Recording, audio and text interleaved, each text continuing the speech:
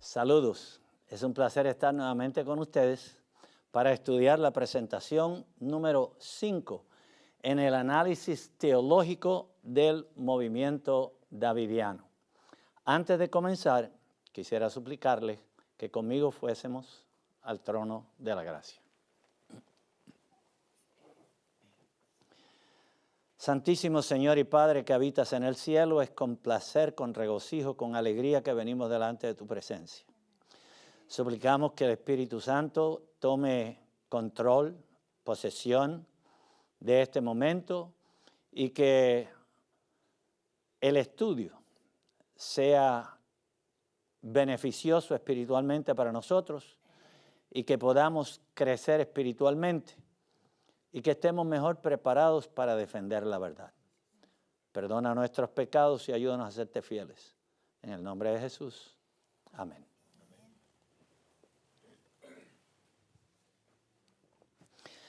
La quinta presentación se titula ¿Quién es el Rey en el reino de gloria de Víctor Haroff? Y ustedes habrán notado que yo he dado bastante énfasis y ha habido, creo que son 2 presentaciones pasadas que han estado tratando sobre el reino tal como lo promueve Victor Hutev en su literatura. Y la razón por la cual yo he hecho esto es porque yo quiero asegurarme de que miramos a las presentaciones, las doctrinas de los davidianos de diferentes ángulos, porque ellos no siempre vienen a la iglesia con las mismas ideas. Ellos dependen de la preparación del individuo, generalmente ellos tienen más éxito con las personas nuevas en la iglesia. Y a ellos les encanta ir a la iglesia y preguntar a los hermanos quién ha estado aquí, cuánto tiempo llevas en la iglesia y demás, porque mientras menos saben los hermanos sobre la verdad, más fácil se le hace a ellos para poder convencerlos. El otro tipo de personas que a ellos les encanta acercarse a ellos cuando se sientan en la clase de escuela sabática y ven un hermano que hace muchas preguntas o contribuciones o cita mucho el espíritu de profecía, inmediatamente ellos se acercan y le dicen, nosotros queremos estudiar contigo en relación al espíritu de profecía, a la Biblia, nosotros queremos ayudarte a conocer más. Y de esta manera pues hacen amistad con la gente y de allí en adelante se les hace fácil poder llegar a ellos. ¿Quién es el rey en el reino de gloria de Victor Hutev? Y noten ustedes que yo menciono el reino de gloria no de Dios, sino el reino de gloria tal como lo describe Victor Hutev. ¿Quién reina? ¿Quién será el rey? ¿Quién se sienta en el trono? Una de las modalidades que utilizó Victor Hutev fue esta parábola de Lucas 19, capítulo 12 y el versículo 27. Y él malinterpretó completamente, la interpretó según su estimación personal, interpretó esta parábola para que se ajustara a su agenda. Él quería que dijera lo que él quería que diga la parábola, no lo que la parábola dice. Y yo quiero decirles cuál era el contexto de lo que estaba pasando en esta ocasión. El Señor Jesús se está dirigiendo hacia Jerusalén y Él está diciendo a los discípulos que muy pronto lo que Él había profetizado va a tomar lugar.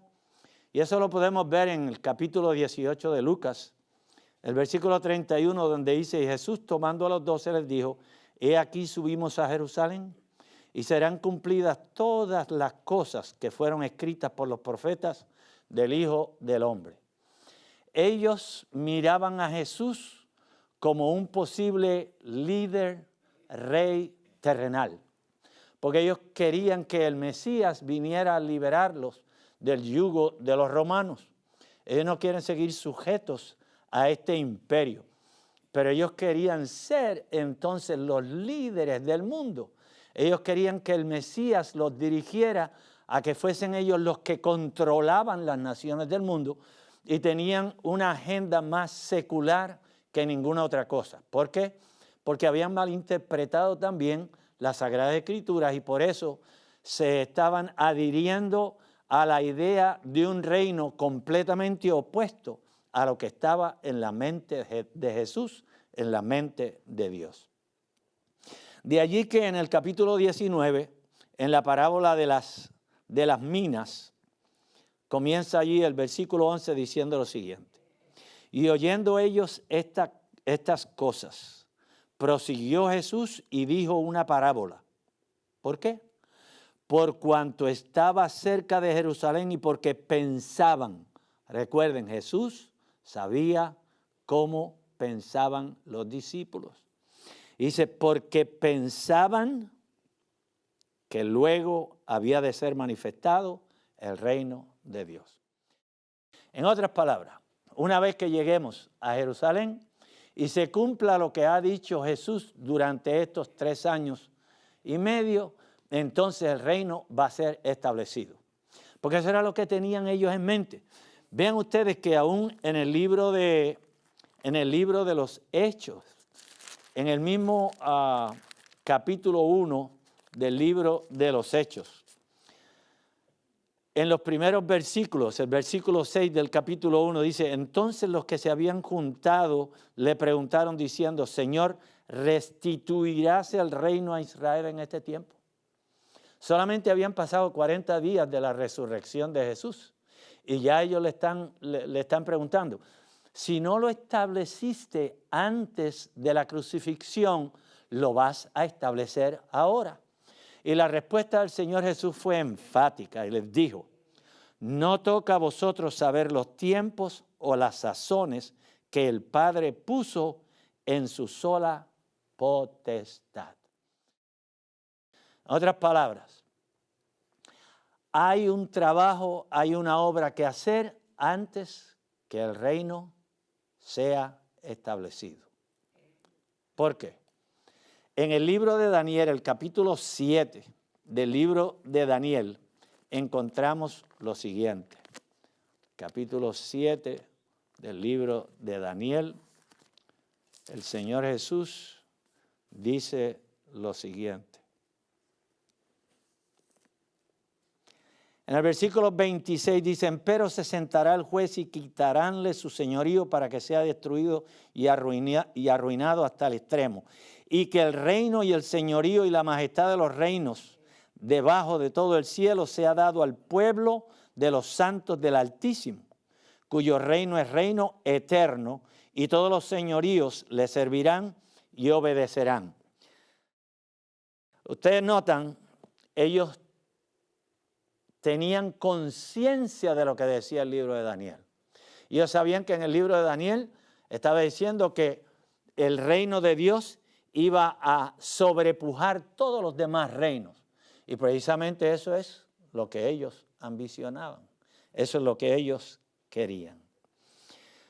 Hutef, analizando o más bien interpretando privadamente esta parábola, señala lo siguiente. Un hombre noble se fue a un país lejano. Esto es lo que la parábola dice, la parábola de Lucas. Jesús dijo, un hombre noble se fue a un país lejano a recibir un reino y volver. ¿Quién es ese hombre noble? ¿Quién es el hombre noble? El hombre noble es Cristo. Ese es el Señor Jesús. Ese es el hombre noble de la parábola de las 10 minas. El hombre noble se fue a un país lejano a recibir un reino y volver. ¿Cuál es ese país lejano? Ese país lejano es el cielo. Una vez que el Señor resucitó, ¿a dónde se dirigió? Se fue al cielo. a recibir un reino y volver. Y llamando a 10 siervos suyos, le dio ¿cuántas minas? 10 minas. O sea que cada uno de ellos tenía una mina. Y les dijo, negociad hasta que yo vuelva. Pero sus compatriotas, los demás ciudadanos, lo aborrecían. ¿Aborrecían a quién? A Cristo, al hombre noble. En otras palabras, tenemos allí los siervos. ¿Y a quién representan esos siervos suyos? Los siervos representan la iglesia cristiana a través de todas las edades. Son los que van a llevar el evangelio al mundo entero. Pero los compatriotas lo aborrecían. ¿Quiénes son esos que aborrecían al Señor Jesús? Él los tenía allí al frente. Los fariseos, los judíos, aborrecían a Jesús y enviaron tras él una embajada diciendo, no queremos que éste, o sea, el hombre noble, reine sobre nosotros. Si ustedes recuerdan, en Juan, creo que es Juan 19, en Juan 19, cuando Pilato le dice a los judíos que estaban acusando a Jesús y le dicen, he aquí vuestro rey, este es el rey de los judíos. ¿Y qué respondieron ellos? Contestaron, nosotros no tenemos rey, sino ¿a quién? Sino a César. O sea que ellos eran enemigos declarados del Señor Jesús. Y el Señor Jesús lo sabía y por eso los está señalando directamente con la esperanza de que ellos abran sus mentes a la realidad del evangelio, que confiesen su pecado y que acepten a Jesús como el verdadero Mesías que Él es.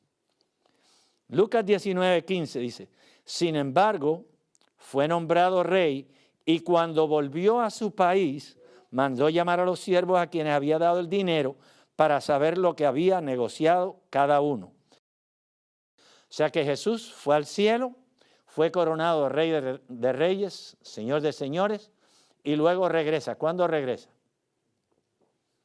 Por segunda vez, segunda venida. Versículo 16, vino el primero y le dijo, Señor, tu mina ha ganado 10 minas. Una mina la multiplicó. Señor respondió, está bien, buen siervo, por cuanto en lo poco fuiste fiel, tendrás autoridad sobre 10 minas. Señor respondió, en Lucas 19:18, vino otro y dijo, Señor, tu mina produjo 5 minas. A este le dijo, tú tendrás autoridad sobre 5 ciudades. Vino otro y le dijo, Señor, aquí está tu mina que guardé en un pañuelo, porque tuve miedo de ti, que eres hombre severo, que tomas lo que no pusiste y ciegas lo que no sembraste. ¿Quién es el Señor que juzga? El juicio le pertenece a Dios. Vean lo que sucede, cuál es el resultado. Entonces el Señor le dijo, mal siervo, de tu boca te juzgo. Sabías que soy severo, que tomo lo que no puse y ciego lo que no sembré. ¿Por qué no diste mi dinero al banco para que al volver yo lo recibiera con los intereses? Y dijo a los que estaban presentes, quitarle la mina, darle al que tiene 10 minas. Y ellos le dijeron, Señor, ya tiene las 10 minas. Pues os digo que al que tenga se le dará más, y al que no tenga aún lo que tiene le será quitado.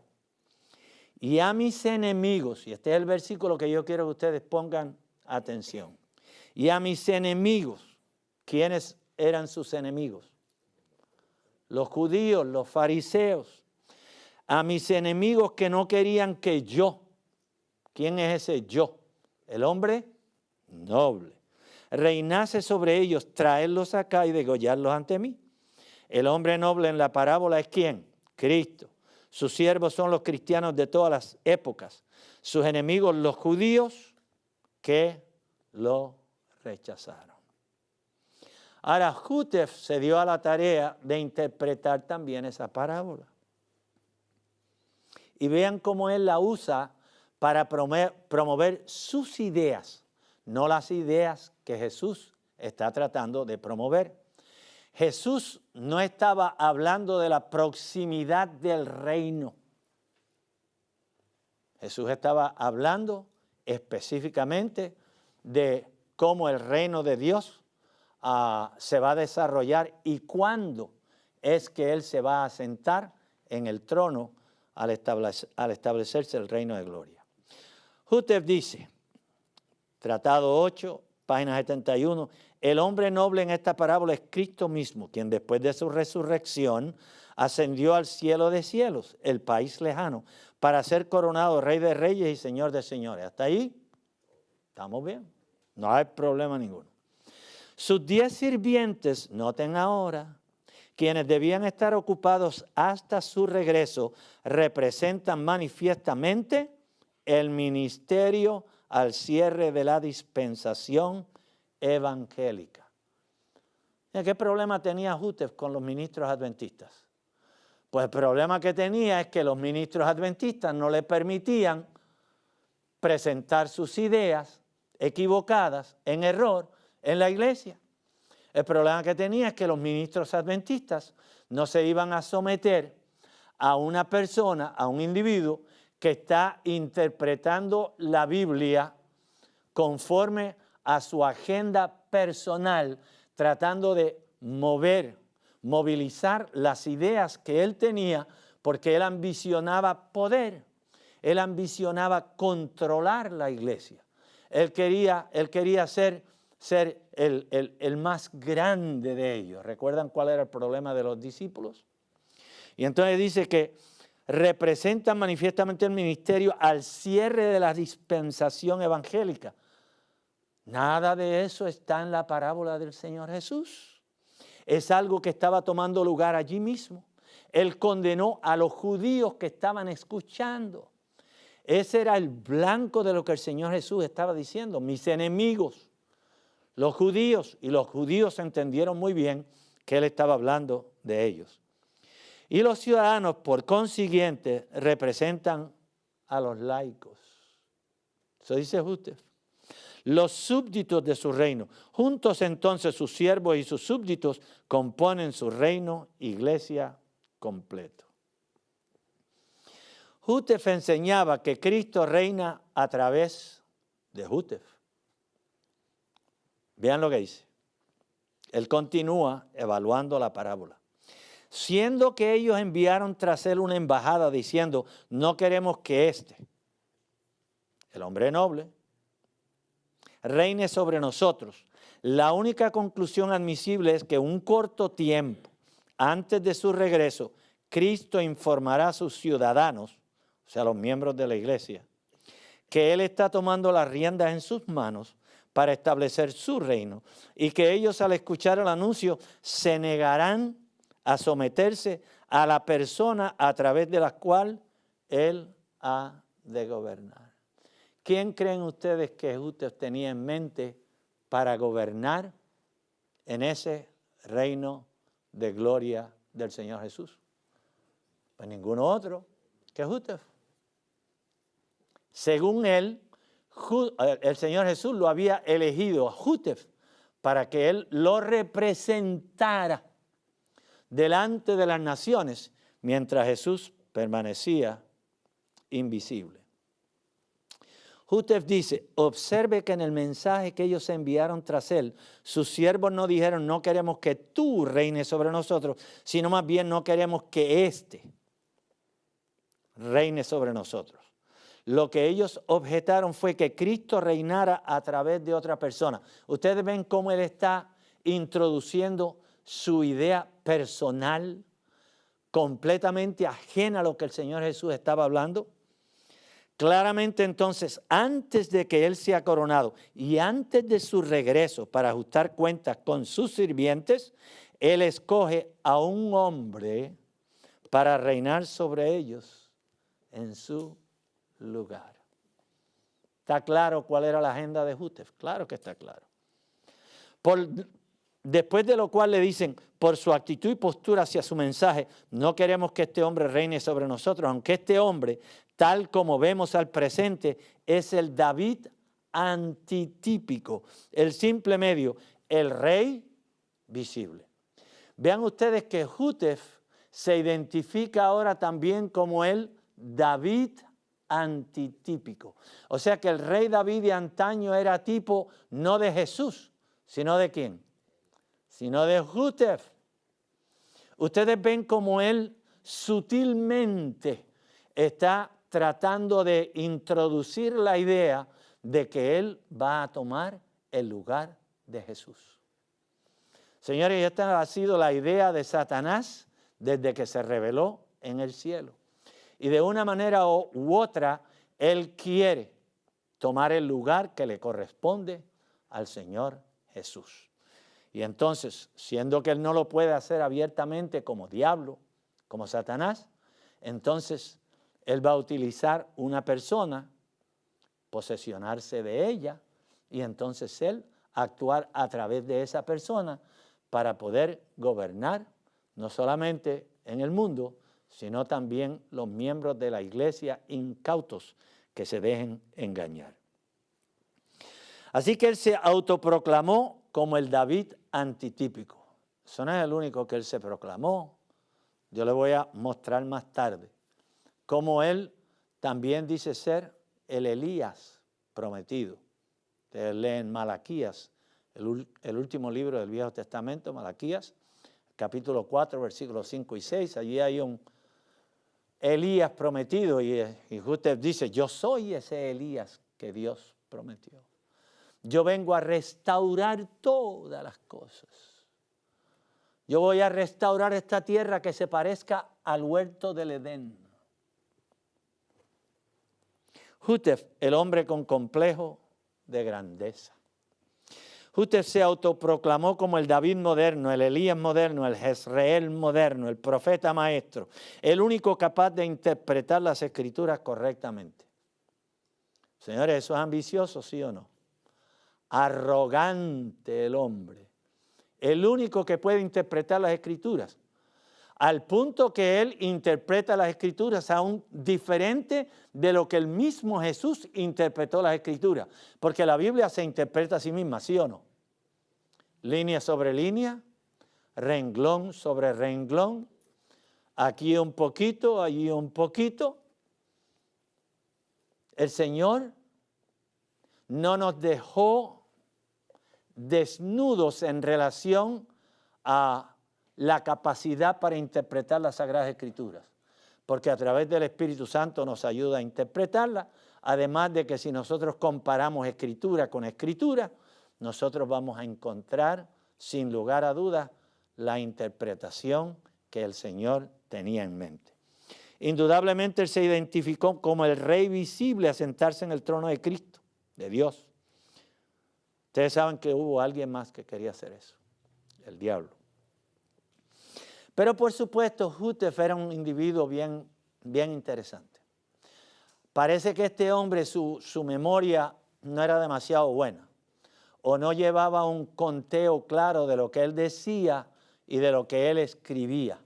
Y por eso, pues unos años después de escribir una cosa, pues se le olvidaba lo que había predicado, lo que había enseñado, lo que había escrito. Y el hombre decía una cosa completamente diferente. En un lugar dice que él se va a sentar en el trono de Jesús y él va a ser el Rey visible y Jesús el Rey invisible.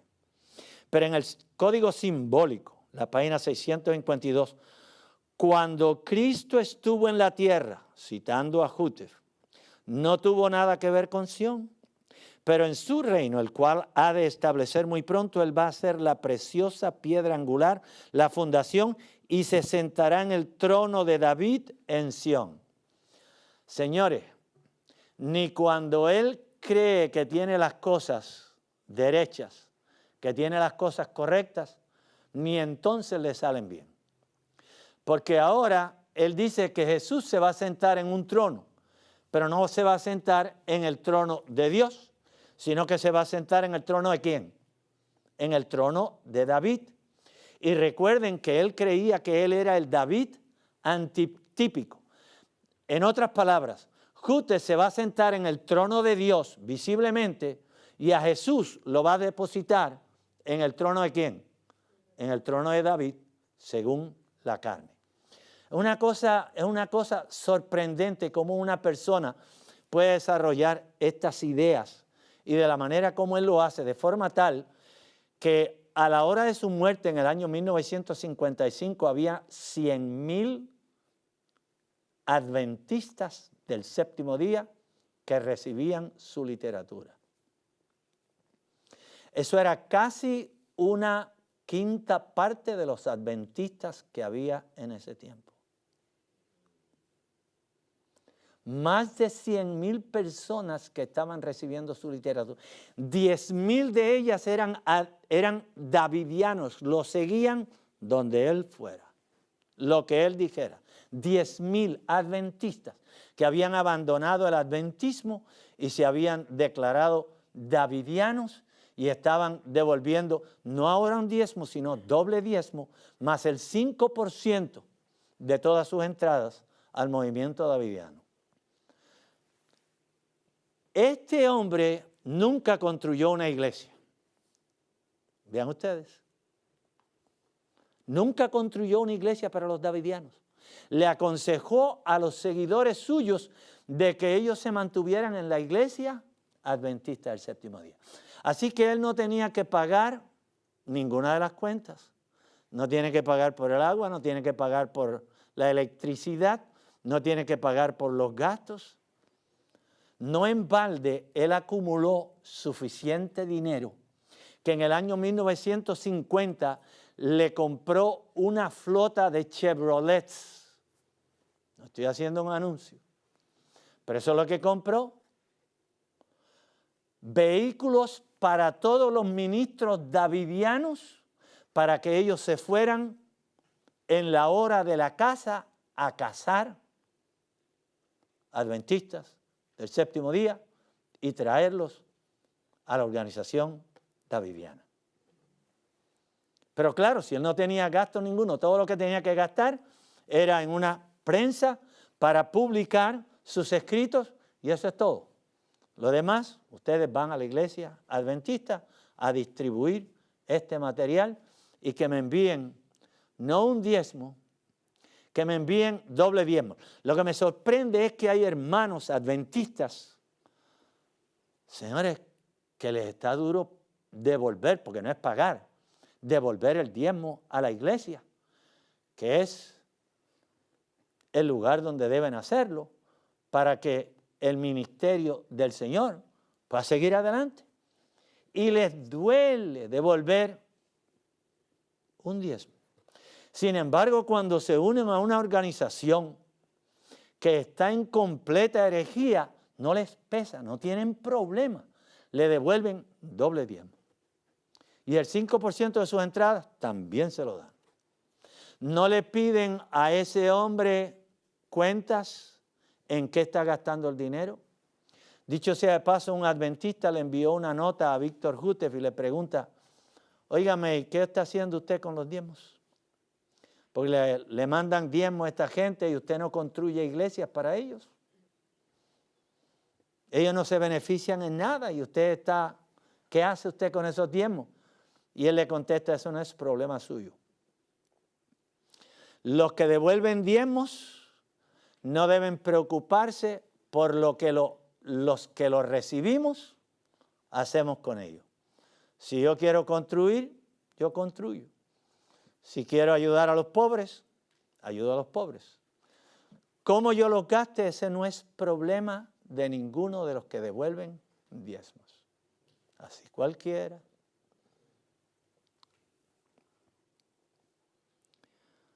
Él va a ser la preciosa piedra angular, la fundación, y se sentará en el trono de David en Sión. Además, Cristo y su pueblo constituirán el comienzo, la fundación del reino, simbolizado por la piedra de Daniel 2. Más tarde nosotros vamos a hablar en relación a esa piedra y lo que Houteff creía que era esa piedra. Él no creía que esa piedra representaba a Jesús. Cristo se sienta en el trono de David. Houteff dijo, siendo que de acuerdo a la Escritura el establecimiento del trono de Cristo está aún en el futuro y que además ha de ser establecido en el tabernáculo de David, lo cual no tomó lugar en la primera venida de Jesús. Cristo, por lo tanto, cuando descienda para reinar en su futuro reino, se sentará en el trono de David. Entonces él juzgará, hará justicia y apresurará el juicio. Noten bien lo que él dice ahora. Toda esta acción toma lugar justo antes de que termine la gracia. Tiempo en que todavía Él puede apresurar la justicia. De acuerdo a Jutef, Él desciende antes de que termine la gracia y se va a sentar en el trono de David. ¿En qué lugar? Aquí, en el planeta Tierra. Señores, tenía que ser sumamente negligente, descuidada una persona que se denominaba a sí mismo adventista del séptimo día para negar lo que dice 1 de Tesalonicenses, el capítulo 4. Vean lo que dice allí, comenzando con el versículo 13, dice: tampoco, hermanos, queremos que ignoréis acerca de los que duermen, que no os entristezcáis como los otros que no tienen esperanza. Porque si creemos que Jesús murió y resucitó, así también traerá Dios con Él a los que durmieron en Jesús. Por lo cual os decimos esto en palabra del Señor, que nosotros que vivimos, que habremos quedado hasta la venida del Señor, no seremos delanteros a los que durmieron. Porque el mismo Señor, con aclamación, con voz de arcángel y con trompeta de Dios, descenderá del cielo, y los muertos en Cristo resucitarán primero. Luego nosotros, los que vivimos, los que quedamos juntamente con ellos, seremos arrebatados en las nubes a recibir al Señor, que está sentado en el trono de David aquí en la tierra. No, Señor. Allí lo dice con toda claridad. ¿Dónde van a recibir al Señor Jesús? En el aire. ¿Por qué? Porque en el regreso de Jesús, Él no desciende a la tierra. Él queda en las nubes y ha de enviar a sus ángeles para que los ángeles nos tomen y nosotros seamos arrebatados, elevados a donde está el Señor Jesús para llevarnos al reino de los cielos. Cristo no se sienta en el trono de David antes del milenio. Señor, sería una humillación para el Rey del universo. Jesús es Rey del universo, no de un planeta, menos sentarse en el trono de un ser humano como David. Sería una humillación para Jesús. Jesús creó todos los mundos. Jesús gobierna no un planeta, sino un universo completo. Es Rey de reyes y Señor de señores. Según el profeta Isaías, comentario bíblico adventista, el príncipe de paz ocuparía el trono de David para gobernar su reino. Es evidente que en todo el Nuevo Testamento este trono representa el reino eterno de Cristo y no la restauración del reino literal de David en este mundo. ¿Está claro lo que dice el Espíritu de Profecía? ¿Está claro lo que dice el apóstol Pablo en Tesalonicenses? Jesús no va a establecer un reino en esta tierra. ¿Por qué? Lógico. Cuando Jesús venga, dice la Sagrada Escritura, que va a ocurrir un terremoto de tal magnitud que va a mover la tierra completa. En palabras del profeta Juan, dice que la tierra se va a tambalear como un borracho.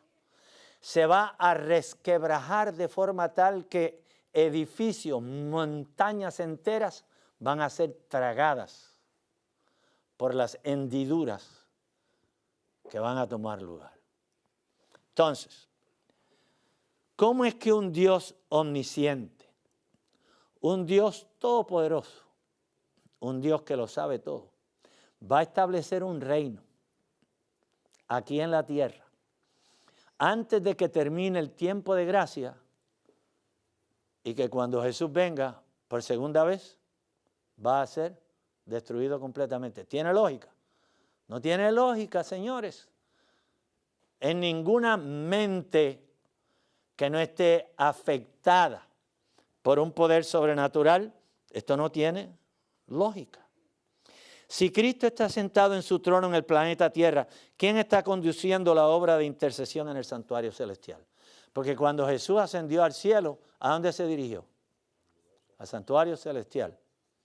A ministrar primeramente en el lugar santo, y en el 1844, el 22 de octubre, pasó del lugar santo ¿a dónde? al lugar santísimo. ¿Con qué propósito? El día de la expiación. Es el día de juzgar a los vivos y a los muertos. Y Jesús va a permanecer en el lugar santísimo del santuario celestial. ¿Hasta cuándo? Hasta el fin del tiempo de gracia. Una vez que se cierra el tiempo de gracia, ¿qué pasa con el incensario? El incensario es lanzado por tierra, lo cual implica que la función del santuario celestial ha concluido. Jesús se levanta, y Daniel 12 es claro. En aquel tiempo se levantará Miguel. Jesús se levanta, ¿ok? Se quita sus ropas sumos sacerdotales y entonces se pone las ropas de venganza. Entonces Él viene a ser el Rey de Reyes y el Señor de Señores. El tiempo de arrepentimiento de los seres humanos ¿es cuándo? Es ahora. Señores, y el tiempo se está cerrando rápidamente. La mayor parte del pueblo adventista permanece en un estado de somnolencia que es terrible, hermanos. Terrible. Precisamente por eso es que estas personas vienen con estas ideas que parecen fuera de este mundo. Y como no están preparados, como no estudian, como no están trabajando conforme a lo que deberían conocer, se le hace fácil a esta gente para venir y engañarlos. En mi país utilizan una palabra, yo no sé si la conocen, engatusarlos. Meterle gato por liebre. Y caen ¿por qué? Porque no siguieron el consejo del Señor Jesús. Orad sin cesar. Estén alertas en todo tiempo. Cristo está sentado en el santuario celestial al presente tiempo. Pero el tiempo es muy, muy corto. Lo que vas a hacer, hazlo presto. No te confíes en que tú tienes garantizado el día de mañana. Nadie tiene garantizado el día de mañana. Nadie lo tiene. Pero el Señor Jesús tiene establecido un día y una hora, ¿sí o no? Claro, ¿acaso el Señor Jesús no dijo, pero el día y la hora nadie lo sabe sino quién? Así que el Padre sabe el día y la hora. Si el Padre sabe el día y la hora, eso quiere decir que hay un día y hay una hora ya establecidas. Y después de ese día y esa hora, el tiempo no será más. El Señor se levantará y dirá, hecho es. Y una vez que esas palabras sean pronunciadas, se termina el tiempo de la gracia. ¿Hasta cuándo vas a esperar tú? ¿Vas a seguir en ese estado de somnolencia en lugar de prepararte de estudiar la palabra de Dios, estudiar el espíritu de profecía para que no seas engañado? No son solamente los davidianos. Señores, son muchos los ministerios independientes, disidentes que no están bajo la sombrilla, no están afiliados a la asociación general, a ninguna asociación adventista. Sin embargo, se introducen como adventistas del séptimo día. Algunos han sido ministros, otros han sido evangelistas, han sido desfraternizados de la iglesia, pero siguen diciéndole a los hermanos, yo soy el pastor fulano de tal, y la gente que no examinan las ideas que están promoviendo esta gente, le envían sus diezmos, le envían sus ofrendas, no cuestionan para qué los están usando,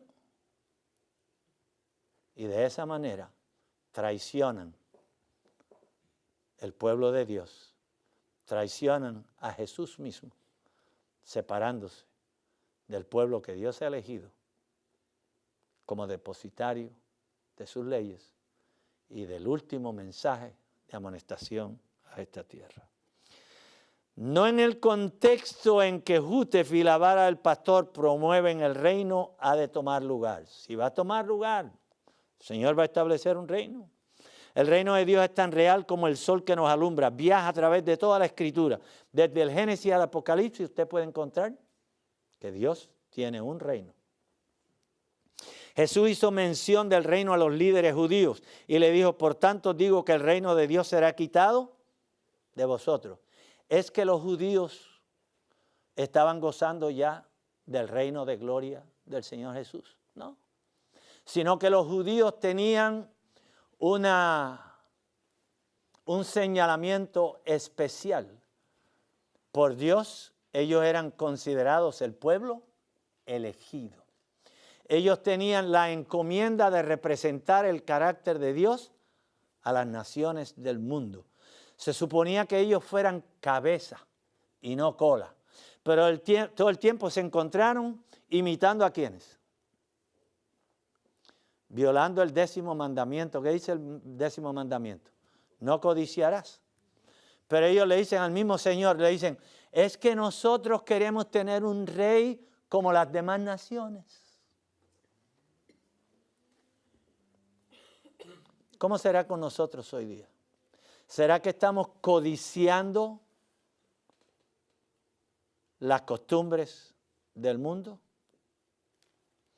¿Será que nosotros nos sentimos más cómodos cuando hablamos como el mundo, cuando vestimos como el mundo, cuando nos alimentamos como el mundo?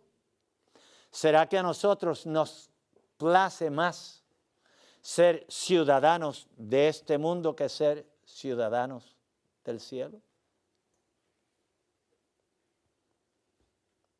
Cuando yo acepté a Jesús y acepté su iglesia aquí en la tierra, la iglesia adventista del séptimo día, yo pasé a ser ciudadano del cielo. Puertorriqueño con nacionalidad americana para que me permitan tener el pasaporte que me permite ir de un lugar a otro. Pero mi ciudadanía es del cielo. Entonces, si nosotros somos ciudadanos del cielo, ¿a quién debemos representar mientras vivimos en esta tierra? Si usted es ciudadano del cielo, si usted es embajador del cielo, entonces debería vivir como Jesús vivió, ¿sí o no? ¿Sabemos nosotros cuál es el estilo de vida del cielo, cómo se va a vivir en el cielo? ¿Sabemos cómo se va a vivir en el cielo o lo desconocemos? Es tan fácil, hermanos. Todo lo que usted tiene que hacer es estudiar los evangelios, la vida de Jesús. Jesús es una representación viva de cómo deben vivir los habitantes del reino de los cielos. Quiere el cielo que estemos dispuestos a ser dignos ciudadanos del reino de Dios. Daniel 7:14, y le fue dado al Hijo del Hombre dominio y gloria y reino, y todos los pueblos, naciones y lenguas le sirvieron. Su dominio es eterno, que nunca pasará, y su reino nunca será destruido, nunca. Y el reino, el dominio y la majestad de los reinos debajo de todo el cielo serán dados al pueblo de los santos del Altísimo, cuyo reino es reino eterno. Y todos los dominios le servirán y obedecerán. ¿Recuerdan el ladrón en la cruz? El que se arrepintió. ¿Cómo le dijo al Señor Jesús? Acuérdate de mí cuando vengas en tu reino.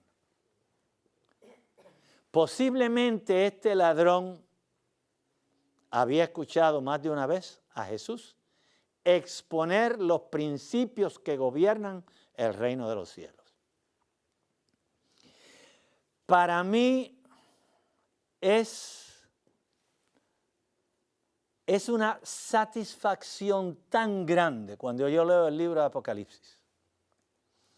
Y allí Juan en el capítulo 21 dice que en la tierra nueva, cuando entremos en el reino de Dios, ¿qué va a suceder con las enfermedades? No va a haber enfermedades, no va a haber llanto, no va a haber sufrimiento, no va a haber dolor. Yo quiero estar en ese reino lo más pronto posible. Yo quiero ya estar lejos de este mundo.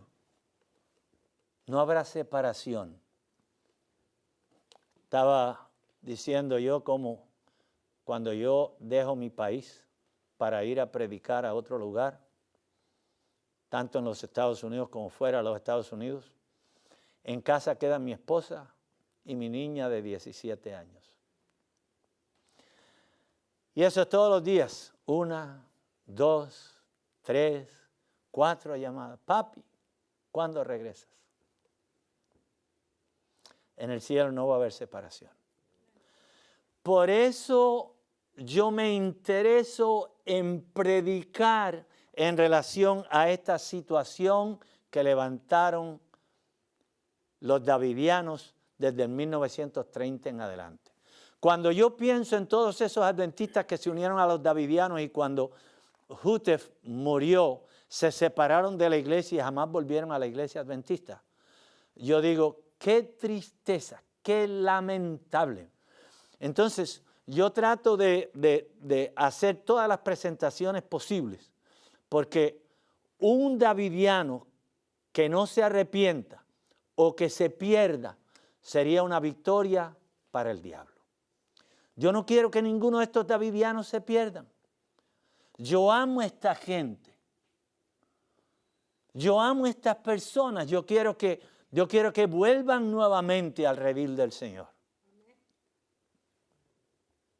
Algunos piensan cuando yo estoy hablando de las doctrinas de los davidianos que yo tengo rencor, odio por los davidianos. Lejos de eso. Si yo tuviera rencor con ellos, mire, yo no trataba de rescatarlos. Los dejo que se pierdan. Pero ese no es el sentir de un verdadero hijo de Dios. El Señor Jesús dijo, tenemos que amar aún a nuestros, pero yo no considero a los davidianos mis enemigos.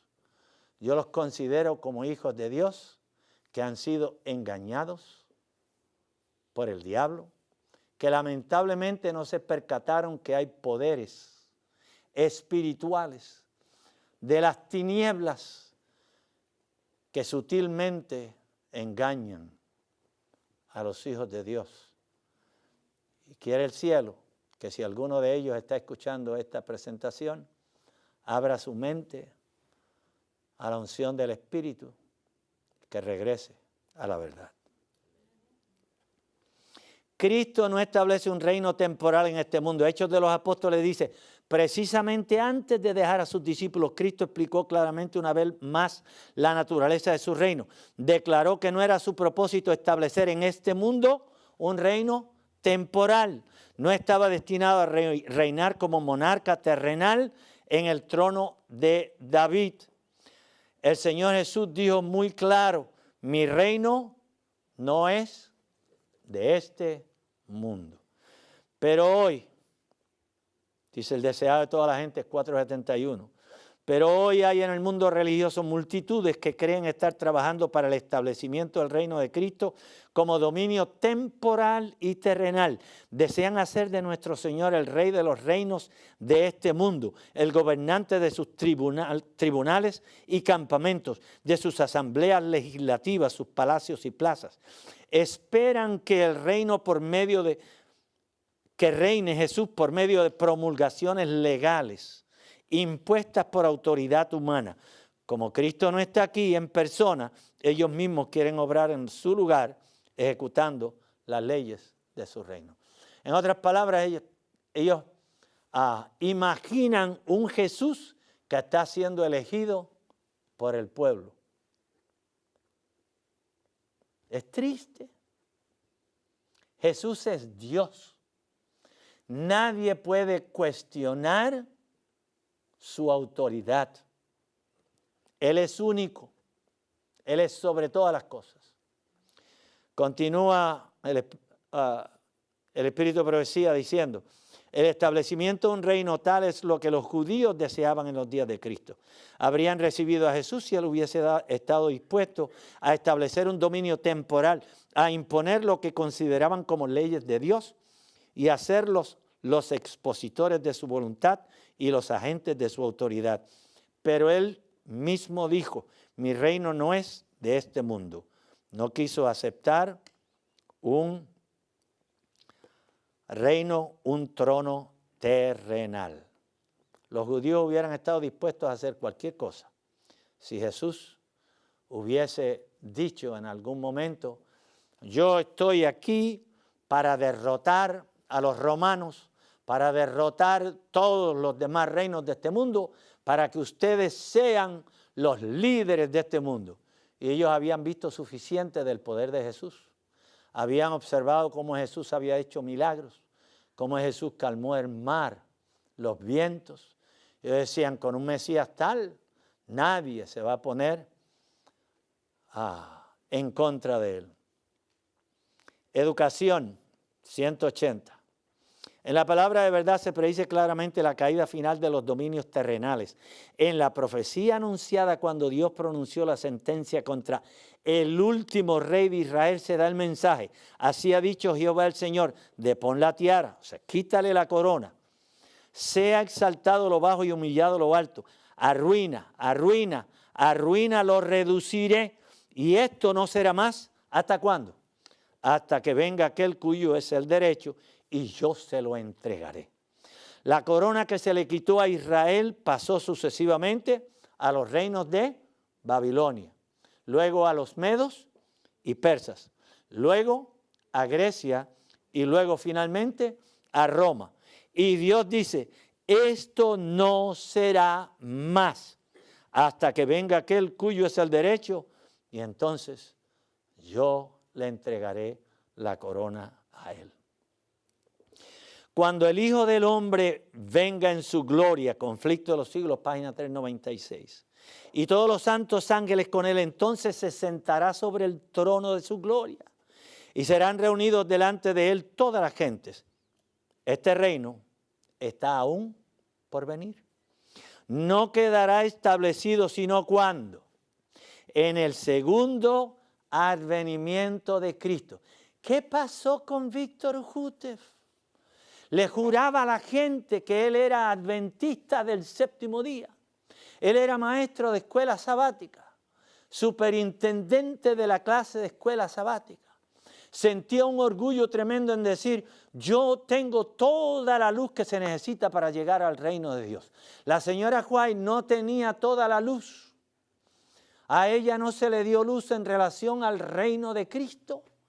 Yo soy el último profeta, el que viene a terminar la obra que Elena White comenzó. Señores, por lo que yo leo de la señora White, el único que sabía interpretar correctamente lo que decía la Biblia era la señora White. Y Víctor Hútef no tenía sentido ninguno, sentido espiritual, eso es, de lo que dicen las Sagradas Escrituras. Un hombre que decía que su mensaje era o todo verdad o nada de verdad. Que su mensaje era irrefutable. Que él estaba en perfecta armonía con el espíritu de profecía de la Biblia. Lejos de ello, nosotros hemos visto y seguiremos viendo durante las próximas presentaciones que eso no era así. Un reino de paz para protegernos de las plagas. No necesitamos eso y nosotros vimos que el Señor dice diferente. El Señor va a proteger a sus hijos. Elena G. de White dice, entonces vi que Jesús se despojaba de sus vestiduras sacerdotales y se revestía de sus más regias galas. Llevaba en la cabeza muchas coronas, una corona dentro de otra. Rodeado de la hueste angélica dejó el cielo. Las plagas estaban cayendo, ¿dónde? Sobre todos los moradores de la tierra. Elena White no vio a los justos en el reino, en un lugar específico. No, señor. Estaban distribuidos en los montes, en las cuevas. Muchos de los impíos se enfurecieron grandemente al sufrir los efectos de las plagas. Ofrecían un espectáculo de terrible agonía. Es cierto que las plagas no son universales. En otras palabras, cada una de las plagas va a ser independiente de la otra. Y van a estar en lugares diferentes. Porque si una de las plagas, una sola, se derramara sobre un lugar, sobre todo el planeta, no quedaría nadie vivo. Así que es cierto que las plagas no son universales, cada una de ellas, pero sin embargo se van a derramar sobre toda la tierra. Nos dijiste, dice Primeros Escritos, nos dijisteis que el mundo entero se iba a convertir y clamasteis paz, paz para disipar nuestros errores. Nada nos enseñasteis acerca de esta hora y a los que nos precavían contra ella los tildabais de fanáticos y malignos que querían arruinarnos. Pero vi que los ministros no se libraron de la ira de Dios. Sus sufrimientos eran 10 veces mayores que los de sus feligreses. ¿Por qué?